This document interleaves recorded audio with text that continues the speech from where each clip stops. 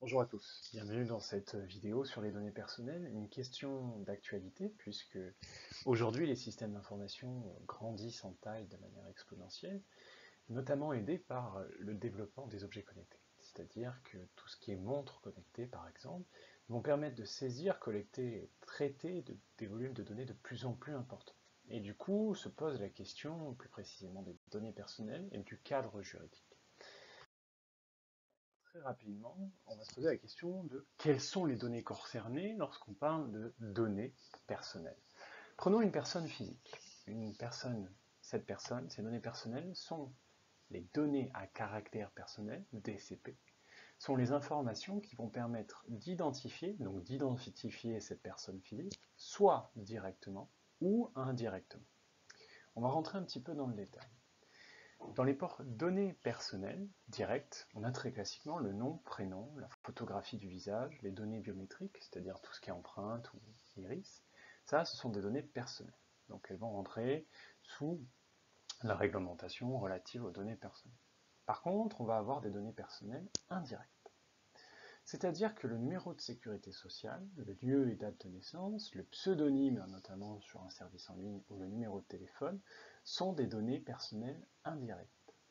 Une donnée personnelle indirecte, c'est une donnée où lorsqu'on utilise ce qui s'appelle une table de correspondance, je peux retrouver la personne physique à l'origine. Donc ainsi, si j'ai le numéro de sécurité sociale d'une personne seule, je ne peux pas connaître la personne physique, mais cet identifiant qui est le numéro de sécurité sociale me permet, avec une table de correspondance, de retrouver la personne physique. C'est donc une donnée à caractère personnel. Chose importante à retenir, c'est que les données à caractère personnel peuvent être objectives, c'est-à-dire ça peut être simplement une photographie, des choses vraiment neutres, mais ça peut être aussi subjectif. Un fichier, par exemple RH, sur lequel vous écririez des commentaires sur vos employés, relève donc des données personnelles. Et de format indifférent, ça peut très bien être des photographies, des tableaux, encore une fois des tableaux Excel, etc., ou des dessins.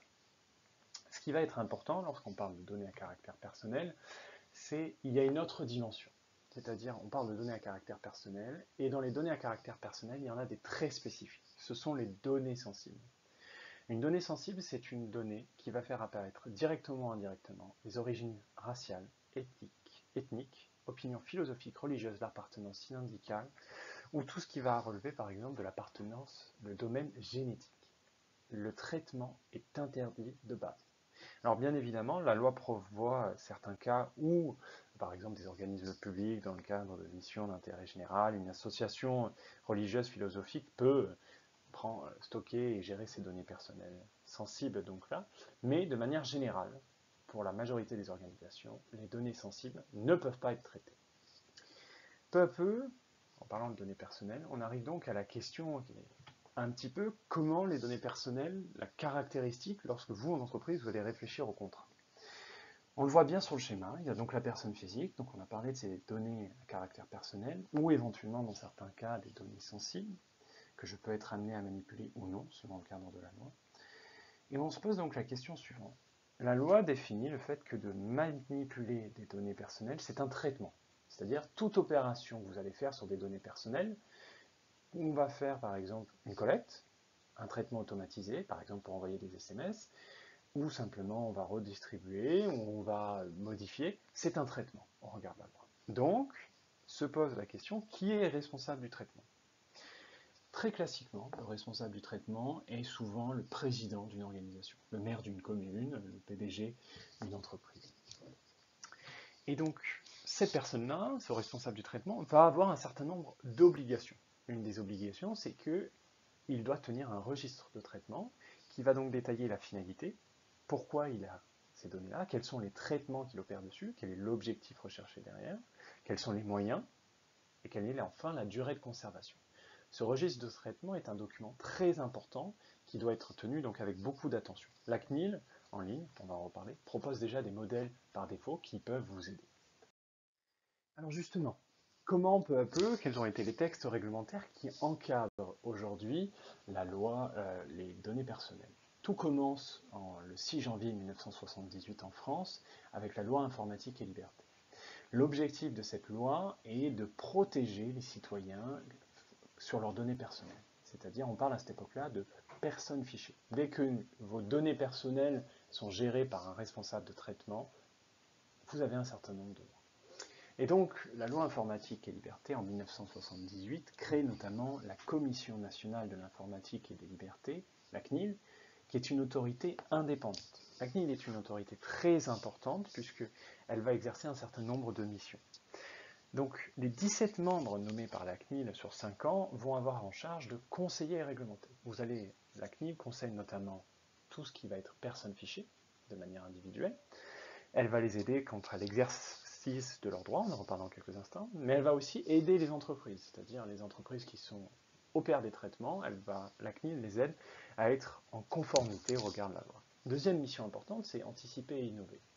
Le traitement des données personnelles, comme j'en parlais brièvement au début, fait l'objet de très nombreuses évolutions régulièrement. C'est-à-dire aujourd'hui, voilà, vous avez des montres connectées qui sont capables de réaliser des électrocardiogrammes, donc on se pose la question de est-ce que ce sont des données personnelles? Quels sont les traitements qu'on peut réaliser? Donc, la CNIL a aussi une mission d'innovation. Elle peut parfois être amenée donc, à conseiller le gouvernement sur certains projets législatifs et elle mène notamment donc, des débats. Par exemple, dernièrement, en 2016, la CNIL a organisé un débat public sur l'importance à venir, et même déjà présente, de l'algorithme et de l'intelligence artificielle. Il y a un point très important, c'est un point que vous aurez sans doute l'occasion de rencontrer dans votre entreprise, la CNIL peut contrôler et sanctionner. C'est-à-dire que la CNIL, aujourd'hui, alors ce n'était pas le cas justement dans l'esprit de la loi du 6 janvier 1978, la CNIL, vous deviez réaliser un certain nombre de démarches préalables, on était donc dans un contrôle a priori, maintenant peu à peu on est passé dans un contrôle a posteriori. Donc la CNIL peut par exemple contrôler à distance un site web, ou au contraire se rendre directement sur le siège d'une organisation et réaliser plusieurs contrôles. Elle peut prononcer 6 sanctions. La première, la plus simple, c'est un avertissement. La deuxième, ça peut être une mise en demeure. Troisième, limiter temporairement ou définitivement le traitement. Quatrième, suspendre les flux de données. Cinquième, ordonner de satisfaire aux demandes d'exercice des droits des personnes. On en parle dans quelques instants. Et enfin, la sixième, c'est prononcer la demande administrative. Mais, comme je vous le disais, donc la loi de l'informatique et liberté, 6 janvier 1918, a été étoffée par le prochain texte dont nous allons parler. Donc, le règlement européen de protection des données, RGPD, adopté le 25 mai 2018 au niveau de l'Europe. Donc il y avait un objectif essentiel, c'était offrir un cadre juridique unique, puisque tous les pays membres de l'Union européenne n'avaient pas forcément la même avancée. Et donc ce cadre juridique unique se pose et construit autour de 3 principes. Tout organisme qui va réaliser des traitements de données à caractère personnel de résidents européens est concerné. J'attire votre attention sur cette partie-là. Ce qui veut dire que c'est vraiment une loi qui peut s'appliquer à une entreprise américaine. À partir du moment où elle va gérer des données personnelles de citoyens européens, c'est une loi qui s'applique. Donc le RGPD est une loi pour harmoniser les pratiques européennes, mais qui donne un volet de protection pour les citoyens européens dans l'ensemble du monde. On va se concentrer un petit peu sur les 3 principes fondateurs de cette loi. Le premier, c'est la responsabilité. Peu à peu, avec le RGPD, on passe d'une logique, comme je vous disais en 1978, c'est-à-dire il fallait montrer votre conformité dès le départ, vous faisiez donc des fichiers, des déclarations préalables. Maintenant, c'est un principe de conformité, c'est-à-dire qu'à tout moment, lorsque vous êtes contrôlé, vous devez pouvoir montrer que vous êtes dans un processus de conformité vis-à-vis du RGPD, c'est-à-dire que vous avez déployé un ensemble de mesures pour vous conformer au texte. Et vous devez donc le documenter. J'insiste bien sur ça, il doit y avoir une documentation. Deuxième, il y a 2 principes, c'est-à-dire que lorsque vous allez concevoir un traitement informatique, une application, un système d'information, la sécurité doit être conçue dès le début. Et ça doit être le plus haut niveau. Donc c'est la privacy by design. Le deuxième, c'est le privacy by default. L'idée est la suivante. Vous concevez quoi que ce soit, c'est-à-dire vous avez une application informatique, vous avez un logiciel, vous avez un traitement, ça doit être le plus haut niveau de sécurité affirmé. Donc, entre guillemets, by design, c'est dès la conception, tandis que by default, c'est tout ce que vous avez qui concourt au traitement dans votre entreprise doit être au plus haut niveau de sécurité. Et encore une fois, vous devez pouvoir le démontrer par des documents juridique, par des mesures de sécurité du système d'information. Ça doit être documenté. En lien, vous voyez bien un petit peu ces trois flèches en interaction, en lien avec le principe de conformité, de responsabilité. Je dois pouvoir montrer à tout instant que je cherche à me conformer au RGPD. Alors, on va rentrer un petit peu, il y a deux cas qui permettent de réaliser un traitement des données à caractère personnel selon le RGPD. Donc c'est très important, c'est-à-dire que le traitement des données à caractère personnel ne peut pas se réaliser si on n'est pas dans un de ces deux cas. Le premier, vous le connaissez très bien, c'est le consentement préalable. À chaque fois aujourd'hui que vous allez sur un nouveau site internet, que vous ne connaissez pas, vous avez un petit pop-up qui vous dit en fonction de nos conditions, veuillez accepter le traitement des cookies, des traitements des données personnelles. C'est en lien avec le RGPD. Le RGPD demande un consentement libre et éclairé du traitement des données personnelles. Donc, libre et éclairé, c'est-à-dire que très clairement, vous devez avoir le choix entre j'accepte et je refuse. Vous devez pouvoir accéder au service, même si vous refusez ce traitement-là. Et la case j'accepte ne doit pas être précochée. Donc on est vraiment dans un consentement libre et éclairé. Deuxième cas, vous allez avoir une exécution d'un contrat. Par exemple, vous passez commande sur un site marchand ou une obligation locale. À ce moment-là, le traitement des données personnelles va être considéré comme nécessaire à l'exécution du contrat et donc le responsable de traitement, l'entreprise, pourra réaliser ces traitements-là. Bien évidemment, comme on l'a dit, il y a un certain nombre de droits pour les personnes fichées. Vous avez le droit d'accès. L'idée est la suivante. Vous pouvez demander à quelqu'un qui réalise un traitement de vos données personnelles une copie des fichiers comportant vos données personnelles. Donc je dis bien une copie des fichiers. L'idée, c'est que le prolongement du droit d'accès, ça va être notamment le droit de rectification qui va vous permettre de demander une correction des informations existantes. Un deuxième droit, c'est le droit d'information. Vous pouvez demander au responsable de traitement pourquoi, quelle est la finalité, quelle est la durée de conservation, quels sont les moyens déployés pour les traitements de données, quels sont éventuellement les destinataires. Donc ces informations-là vont être très importantes, c'est le droit d'information. Vous avez notamment, vous, en tant que responsable de traitement, une obligation par le RGPD, c'est que ça doit apparaître très clairement. Par exemple, sur votre site web, dans votre condition générale d'utilisation, ces informations-là, durée de traitement, finalité, doivent apparaître. Le droit d'effacement. Alors, c'est un droit qui est quand même assez limité, c'est-à-dire que si les données sont utilisées à des fins de prospection, ou les données ne sont pas nécessaires au regard des objectifs pour lesquels elles ont été initialement traitées, collectées, pour lesquels donc l'utilisateur avait donné son utilisation, son accord. Ou enfin, si l'utilisateur ou la personne physique retire son consentement, la personne fichée peut alors demander l'effacement des données. C'est donc un droit. Effacement, c'est très simple à comprendre, mais c'est très limité, c'est certaines situations. On a un droit d'opposition, c'est-à-dire que pour des motifs légitimes, vous pouvez demander votre opposition au traitement des données personnelles. C'est donc un droit, encore une fois, la difficulté c'est le motif légitime, puisque la loi va donc vous demander d'être capable d'expliquer pourquoi vous jugez que c'est un motif légitime.